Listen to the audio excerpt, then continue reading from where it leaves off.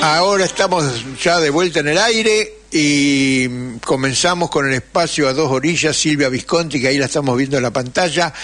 ¿Qué nos traes de bueno e interesante hoy, Silvia? Buenas tardes, Daniel. Buenas tardes a la audiencia de Todos los Fuegos. Y bueno, mira, todavía conmocionada por las imágenes de las marchas que recordaron el golpe de Estado del 24 de marzo de 1976, que seguí aquí por internet, en una fecha que siempre me conmueve profundamente, entre otras cosas, bueno, porque en esos años yo estuve viviendo en la Argentina, como muchos otros uruguayos que nos habíamos ido de aquí como consecuencia del golpe en nuestro país en el 73. Y entonces pensé que en este día, después de esas marchas multitudinarias, traer en el recuerdo a un artista plástico argentino que tal vez no es de los más conocidos a nivel popular, pero cuya obra es un ejemplo de compromiso con los derechos humanos, la libertad y la justicia, y me refiero a León Ferrari. Y bueno, Ferrari nació, por supuesto, en Buenos Aires en 1920. Y la verdad que es un artista que tuvo una vida muy intensa, llena de circunstancias difíciles. La desaparición de uno de sus hijos, Ariel, en los años 70, el exilio, una serie de agresiones y atentados de grupos ultracatólicos a varias de sus muestras, la ruptura, la destrucción de algunas de ellas también. Y bueno, entonces les propongo acercarnos un poco a la vida de León Ferrari, un ingeniero de profesión, pero un artista comprometido por elección. Bueno, empecemos por contar que por ahí, por 1952, él se va a Italia. En realidad se va por un problema personal, buscando solución a una enfermedad de una de sus hijas, y va a permanecer en Italia hasta 1955. Y aunque ya en 1946 había incursionado en la pintura, con algunos retratos, con cuadros de flores, es ahí, cuando está en Italia, donde comienza a contactarse con el mundo del arte en un contexto de ideario político de izquierda. Y bueno, él inicia unas clases de cerámica. Él no tiene formación en arte, salvo estas clases de cerámica, y va a montar un taller en la ciudad de Roma. Y también en 1955 empieza a exhibir sus obras en la primera exhibición individual que hace en la ciudad de Milán.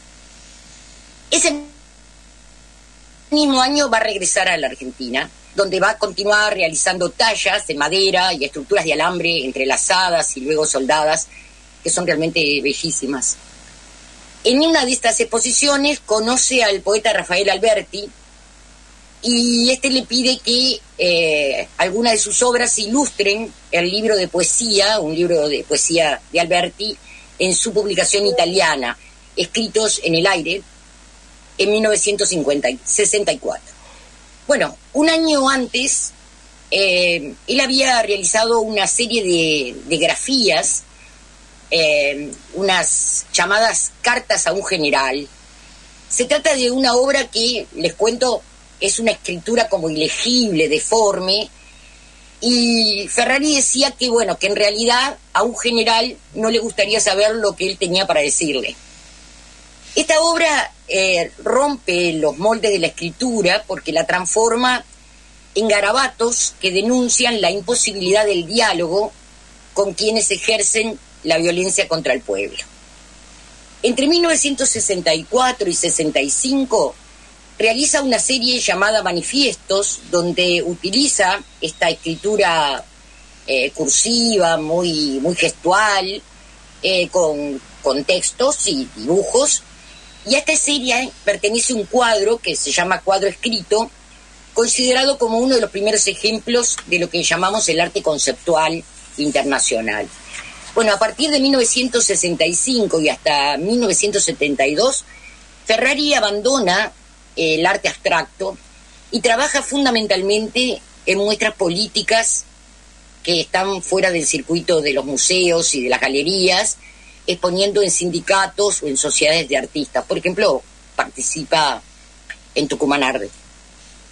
Aunque toda su extensa obra busca despertar conciencia sobre esos temas que van a ser recurrentes en él, la policía moral de la religión, la violencia urbana, la tortura, la violación de los derechos humanos, la crítica, digamos, a un arte supuestamente neutro, que en realidad él ve como legitimador de una cultura que es para pocos y para ricos, y también la búsqueda de un arte que fuera de alguna manera un altavoz, algo que sirviera para amplificar y transmitir una mirada crítica. La obra, a pesar de que toda su obra, como decíamos, corre por ese andarivel, la obra que de alguna manera marca un punto de quiebre se llama La civilización occidental y cristiana. En 1965, y en el contexto del premio del Instituto Di Tella, institución que ya hemos hablado y que promovía la experimentación artística de las vanguardias, Ferrari, que es un lúcido testigo de su tiempo, presenta esta obra que va a desencadenar un torbellino de discusiones sobre el sentido del arte y sobre la propia institución del Di Tella y las instituciones de arte en términos generales, los museos, las galerías. La obra presenta un Cristo de santería en yeso, crucificado sobre una maqueta de un avión bombardero de los Estados Unidos. Incluye 3 cajas con fotografías recogidas de la prensa sobre la guerra de Vietnam. Esta pieza central del Cristo crucificado medía, para que se haga una idea, más de 2 metros de largo, y estaba suspendida verticalmente, es decir, que daba la idea de una aparente y amenazante caída. Mucho tiempo después, esta obra también adquirió otros sentidos con Los vuelos de la muerte. Bueno, esta pieza fue censurada por el Instituto Di Tella. Y bueno, a mí me parecía que mostrar un poco esta cuestión de esa función que algunas instituciones, no solamente las instituciones militares y el imperialismo, sino también muchas veces la institución iglesia, tuvieron en los procesos de las últimas dictaduras, se podía de alguna manera ejemplificar con un tema que les invito a escuchar, un tema de una banda uruguaya, la Tabaré. Esta canción se llama Como en un cuadro de Chagall. Muy bien.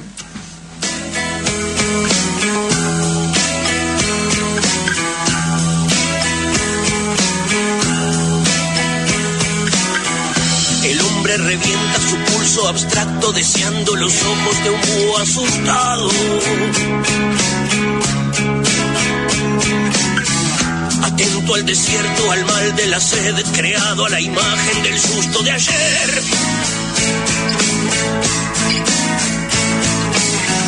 Distancia de migas actuales, complejo de actores no vocacionales, funesto destierro del tajo perfecto.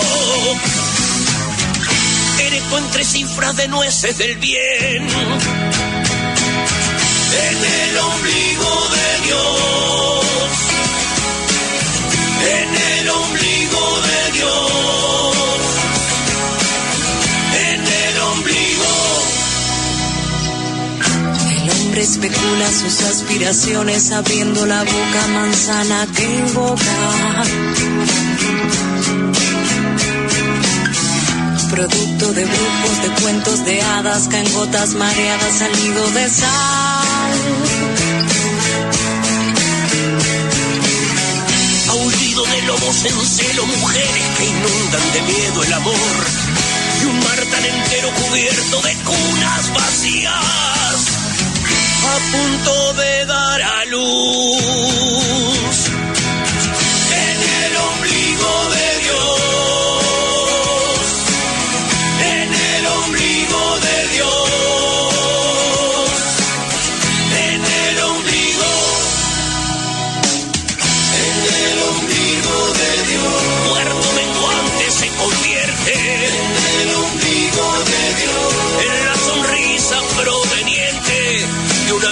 sin miedo al dolor, como en un cuadro de Chagall. En el ombligo de Dios, música irradia, radio de cera. En el ombligo de Dios, mugre de un mundo hurgando tu stock. En el ombligo de Dios, agua estancada es lo que queda, lloviendo el jugo de aquella ficción, mojando el cuadro de algún Chagall.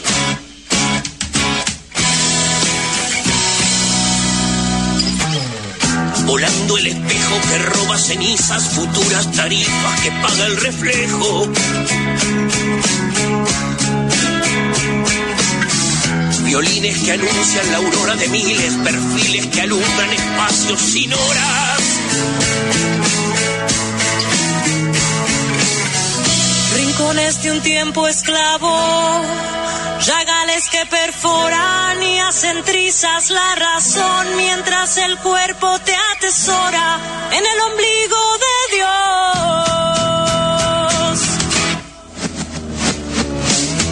En el ombligo de Dios, cuarto menguante se convierte. En el ombligo de Dios, en la sonrisa proveniente de una viuda sin miedo al dolor, como en un cuadro de Chagall.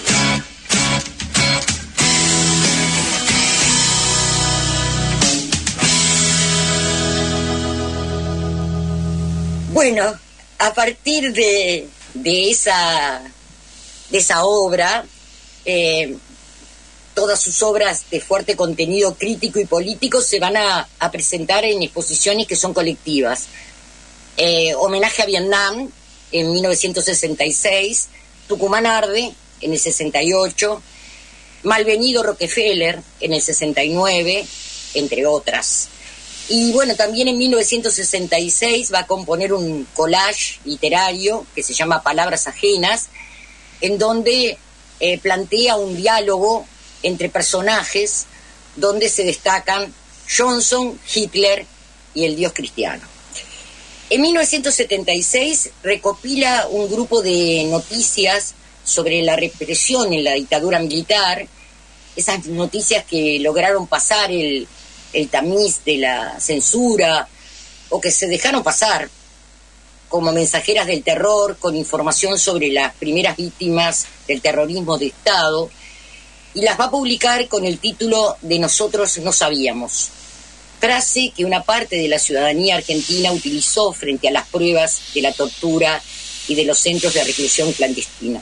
Estas noticias tenían que ver con los cadáveres que aparecían en las costas del Uruguay, en Colonia sobre todo, y que bueno, se adjudicaron en su momento a problemas que se habían producido en algún barco posiblemente, ¿verdad? Bueno, ese mismo año tuvo que partir al exilio junto a su familia, se instaló en San Pablo, Brasil, y esta circunstancia, además de la desaparición de su hijo Ariel, que había permanecido en la Argentina y que desaparece en 1977 junto con su compañera, van a movilizar en Ferrari un fuerte activismo en demanda de verdad y justicia. La compañera de Ariel se llamaba Liliana Vietti y también está desaparecida. Y bueno, Ferrari transforma este hecho personal, de su vida personal, en una lucha colectiva que va a continuar hasta el final de su vida. En Brasil se vincula con artistas de ese país, con los que trabaja en diversas técnicas: fotocopia, arte postal, litografía, microficha, videotexto, libros de artista. Es decir, no hay nada, ningún estilo que él deje de lado.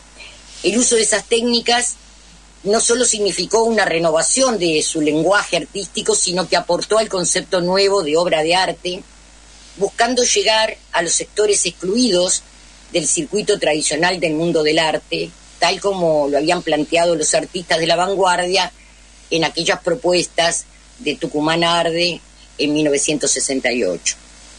Sus experimentaciones se concentran en buscar formas alternativas y eficaces de reproducción y producción de obras de arte que permiten una mayor democratización y acceso a la cultura, en oposición a la idea de la obra única e irrepetible que tenía como objetivo el mercado. Bueno, desde su llegada a Brasil y hasta 1991, cuando regresa a Buenos Aires, se dedica de lleno al arte, dejando definitivamente su profesión de ingeniero. En 1983 retoma el tema político-religioso que había inaugurado con Civilización Occidental y Cristiana, haciendo collage e ilustraciones de la Biblia, a las que interviene con imágenes contemporáneas de la guerra, de las torturas, y también utiliza imágenes de la Inquisición, tratando de, vincularlas a las prácticas de la tortura en esos años. Esta temática, que será una constante en su obra, tiene también como un punto alto su prosa política, donde recoge testimonios verbales asociados con la actividad plástica, escritos que evidencian la complicidad de la cultura occidental con la violencia y los castigos que describen los libros sagrados. Pero también aborda la discriminación de los homosexuales, la discriminación de las mujeres, y analiza críticamente las campañas de la Iglesia contra el aborto, la educación sexual, y también combate en forma general la intolerancia ultramontana. En 1991 regresa a la Argentina, donde siguió siendo un artista comprometido con la verdad y la justicia, ilustrando el libro Nunca Más, reeditado en el diario Página 12 en forma de fascículos. Ferrari hizo arte contra la represión del poder, se acercó a los reclamos de las mujeres y las disidencias, dejó un enorme legado que merece ser seguido y también revisado, ya que los dispositivos del poder y la represión pueden cambiar de máscara, pero no dejan de crecer en eficacia y sofisticación. Recién escuchábamos a la compañera Pujol, que nos daba de alguna manera una idea clara de que, esos dispositivos del poder y de la represión cambian de máscara, pero permanecen y tienen su eficacia y su sofisticación, sin duda. Yo podría haber elegido a Ferrari por estas cosas, por sus innumerables obras, sus exposiciones internacionales, su carácter de inteligente polemista, por los numerosos reconocimientos que recogió en su larga vida, también por su búsqueda permanente de esos nuevos lenguajes que pretendían ser parte de la lucha y de la vida del pueblo, o tal vez por su pertinaz capacidad de dudar, pero seguir andando. Dudas que expresaba con claridad ya en 1968, cuando después de la experiencia del Tucumán Arde decía: ¿sirve realmente la estética, el arte para hacer política? ¿Sabremos nosotros usar para otros fines la experiencia estética que adquirimos haciendo cultura para la élite? ¿Podremos desembarazar nuestra sensibilidad de los vicios allí adquiridos para poder acercarnos a todo ese mundo de la cultura popular que la élite rechaza y hacer entonces una estética anti-élite que nos permita comunicarnos con los sectores sociales cuya ideología compartimos? Podría haberlo elegido también por las innumerables donaciones de obras para instituciones públicas que hizo, su arte correo que denunciaba la guerra de Irak, por esas persecuciones, censuras o rotura de sus obras que sufrió. Sin embargo, voy a decirles que elegí a León Ferrari para recordar y hermanarme con los compañeros argentinos en este nuevo 24 de marzo, a 48 años del golpe de Estado, por el legado de su obra que denunció los abusos, la tortura, las guerras que se hicieron y se hacen en nombre de la civilización occidental y cristiana, y que ayer y hoy buscan el dominio del mundo, porque su obra y su vida forman parte de esa memoria. Yo quiero honrar en él a todos los familiares de detenidos desaparecidos, asesinados, muertos por la represión, torturados, presos por luchar, recordando su emoción y la de su familia, cuando en octubre de 2010, frente al número 1132 de la calle Reconquista, se colocaba una baldosa que recordaba a su hijo Ariel, alias Felipe, uno de los 30.000. Y homenajear a todos los que no olvidan, no perdonan, invitándolos a visitar su obra escultórica musical dedicada a los derechos humanos, instalada en el Parque de la Memoria, una escultura musical que podemos hacer sonar, porque produce música, con nuestras manos, para que su sonido de alguna manera rompa todos los pretendidos silencios de la desmemoria. León Ferrari murió en el 2013 y sus cenizas y las de su esposa, tenía 92 años, y las cenizas de su esposa y las de él, la esposa Alicia Castro, fueron arrojadas simbólicamente a las aguas del Río de la Plata en ese Parque de la Memoria, en ese hecho realmente cargado de simbolismo. Y bueno, a través de este recordatorio, que la memoria siga siempre viva, y al gran pueblo argentino, salud. Y nos despedimos, o me despido, escuchando a León Gieco con el tema La Memoria. La memoria, este tema emblemático para ustedes.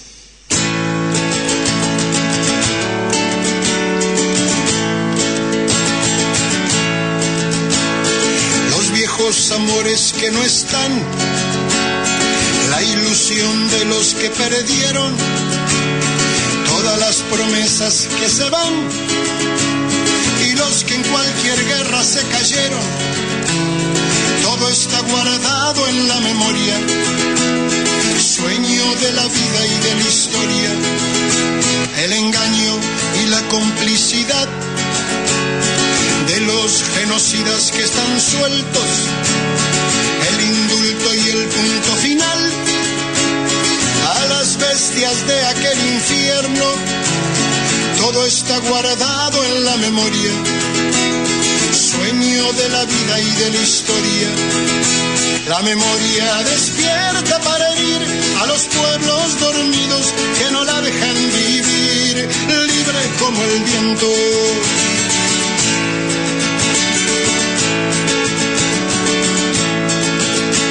Los desaparecidos que se buscan con el color de sus nacimientos, el hambre y la abundancia que se juntan, el maltrato con su mal recuerdo, todo está clavado en la memoria, espina de la vida y de la historia.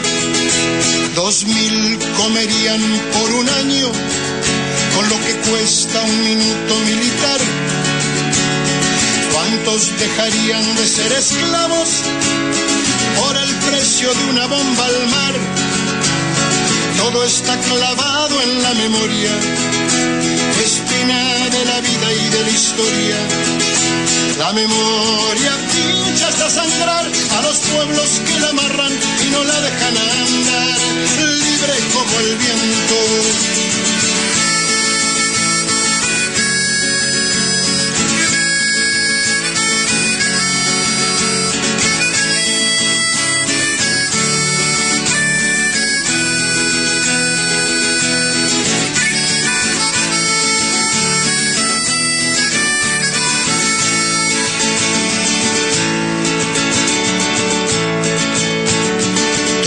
Los muertos de la AMIA. Silvia, hasta creo que el lunes 1 de abril, el próximo Todos los Fuegos. Nos vemos, nos escuchamos hasta la próxima semana. Todo está escondido en la memoria, refugio de la vida y de la historia.